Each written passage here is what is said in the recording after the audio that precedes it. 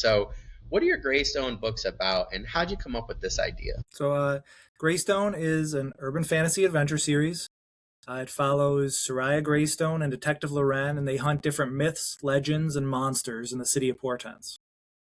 So this is something that's been with me for 20 years now, which is crazy to think about. But I remember Image, an off branch of Image, Shadowline, was putting together. They wanted more pitches to go with their Bomb Queen series, and I'm like, Oh, yeah. I'll put some stuff together. I'll throw some stuff out there, not knowing anything about pitching or anything. So I would email them these like single paragraphs, like no details on characters, no details on anything about the world or how it would be plotted or any kind of structure.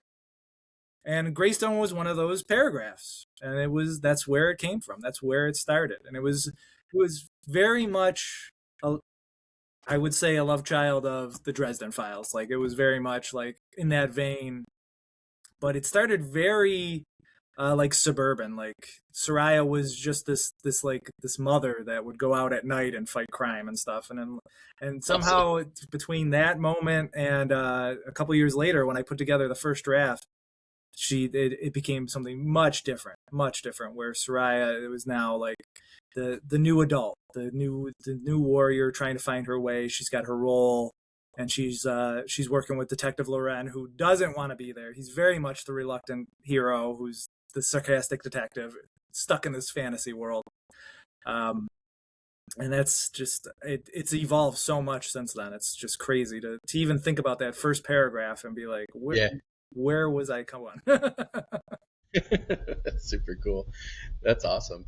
Now I have to ask, like, in terms of, the characters, were there particular people or, characters in media where you're like, oh, that's really cool? Because, for me, like, I was trying to figure out my MC for my urban fantasy. I know it's like 1 of 5. And I couldn't quite figure him out. And once Jack Reacher season 1 on Prime came out, I 75% of the way figured him out, and he was like, I'm more like that. And I was like, oh, dang. And then when Tracker with Justin Hartley came out, he's like, actually, this guy's perfect. He's like, I'm more like this, and a little bit at times like Jack Reacher. And I'm like, oh. So for me, like, I kind of fashioned his character after these two. So I'm just curious, like, how did you kind of fashion, these two main characters?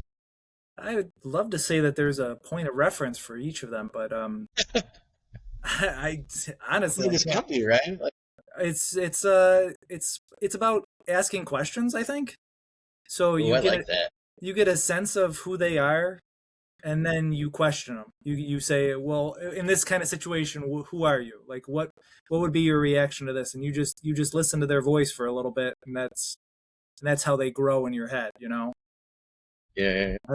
I don't have a specific TV character or book character that would point to either of them. I think my wife is more likely to find somebody, but That's really cool. Yeah, I'm always curious because everybody has, a different style, a different method, and it works for people, right? So something that works for me might not work for you, vice versa, right? Like I do a lot of art, like I'll look at a lot of art. I was originally going to go into illustration. Sorry guys, I can't do much now. It's been years. Also hurt my hands really bad, but I'm trying to get back into it so I can do my own book covers and stuff. But yeah, like, it's like one of those things where for me, like I see a particular piece of art and I'm like, ooh. And that's what happened to me. I saw my character in a particular piece of art and I thought, oh man, that's amazing. And then I started to what you did is like ask questions. I just needed that other piece, right? Because I had other people that suggested that to me. And I was like, he's just not telling me. And like, it's just so funny because like I always talk about like Robert E. Howard on here with Conan, and like there was one of his friends watched him write a lot, and he's like, yeah, it's almost as if Conan was like talking to him over his shoulder, and then he'd like write, and then he'd kind of listen a little bit, and then he'd write. So yeah, I think that's always interesting to see, how different people come up with their ideas. So that's super, super cool.